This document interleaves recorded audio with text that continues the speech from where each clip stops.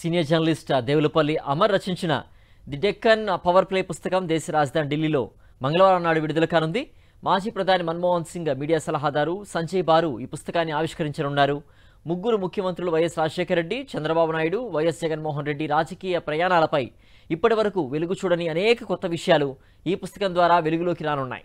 Emergency అనంతర పరిస్థితుల్లో ఆంధ్రప్రదేశ్ రాజకీయ యవనికలోకి వచ్చిన నేతలు వైఎస్ రాజశేఖర రెడ్డి, చంద్రబాబు నాయుడు.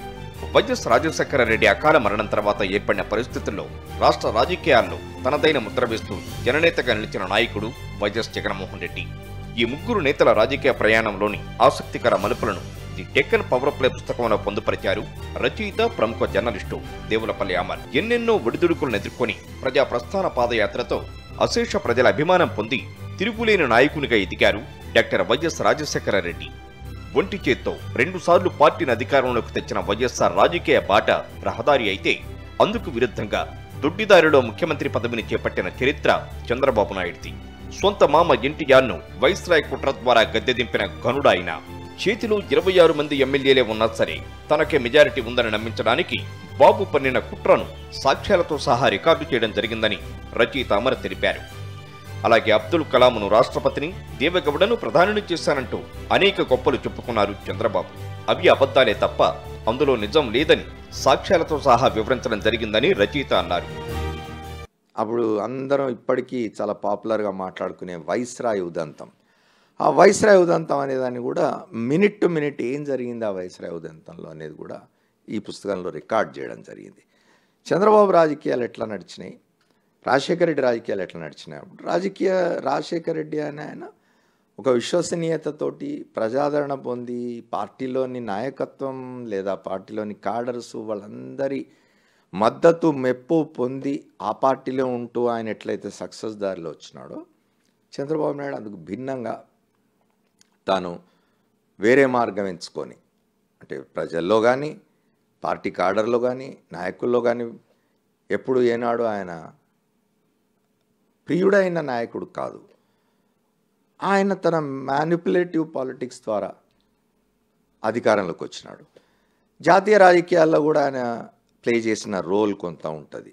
ఆయన చెప్పుకుంటూ ఉంటారు, భారత రాష్ట్రపతిగా అబ్దుల్ కలాంను నేనే చేసినాను, లేకపోతే హైదరాబాద్లో సైబర్ సిటీ నేనే కట్టినాను, ఒక్కోసారి హైదరాబాద్ సిటీ కూడా నేనే కట్టినానని చెప్పుకుంటారు.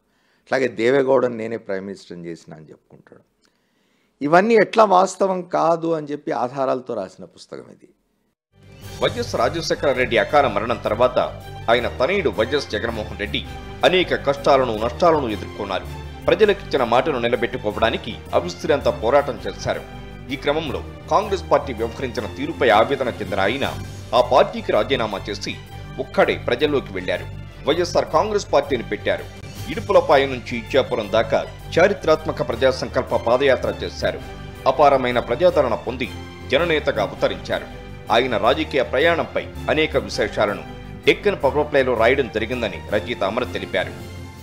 జగన్మోహన్ రెడ్డి తండ్రి చనిపోతే ఆ తండ్రి చనిపోయిన బాధలో మరణించిన వాళ్లను ఓదార్చడానికి పోతా అంటే కూడా అనుమతించకుండా ఆయన తమను ధిక్కరించాడనే కోపంతో ఆయన మీద కేసులు పెట్టి 16 మాసాలు ఆయన బెయిల్ కూడా రాకుండా జైల్లో ఉంచిన పరిస్థితి. అటు తెలుగుదేశం పార్టీ, ఇటు కాంగ్రెస్ పార్టీ, సోనియా గాంధీ, చంద్రబాబు నాయుడు వీళ్ళందరూ కలిసి చేసిన పనులు ఇవి. ఇవన్నిటినీ తట్టుకొని నిలబడి మూడో మార్గంలో ఆయన ఎట్లా ప్రజాదరణ పొంది అద్భుతమైన మెజారిటీ సాధించి 2019లో అధికారంలోకి వచ్చినాడనేది కూడా ఈ పుస్తకంలో ఉంటుంది. అంటే ఓవైపు రాజశేఖర రెడ్డి ప్రయాణం, ఇంకోవైపు చంద్రబాబు నాయుడు ప్రయాణం. ఈ ఇద్దరు ప్రయాణాలకు భిన్నంగా జగన్మోహన్ రెడ్డి రాజకీయ ప్రయాణం ఎట్లా ప్రారంభమైంది, ఎట్లా విశ్వసనీయత, ఎట్లా ప్రజాదరణ, ఎట్లాంటి కమిట్మెంట్తో ఆయన రాజకీయాలు మొదలుపెట్టినాడనేది ఈ పుస్తకంలో ఉంటుంది. రాష్ట్ర రాజకీయాలను ప్రభావితం చేస్తున్న నేతలు వైఎస్ఆర్, చంద్రబాబు, వైఎస్ జగన్. ఈ ముగ్గురు నేతల రాజకీయ దారులపై లోతైన విషయాలను సాక్ష్యాలతో సహా పుస్తకంలో పొందుపరిచామని అమర్ అన్నారు. రాజకీయాలంటే ఇష్టమున్న వారితో పాటు మిగతా రంగాల వారు కూడా చదవదగ్గ పుస్తకమని ఆయన అభిప్రాయపడ్డారు.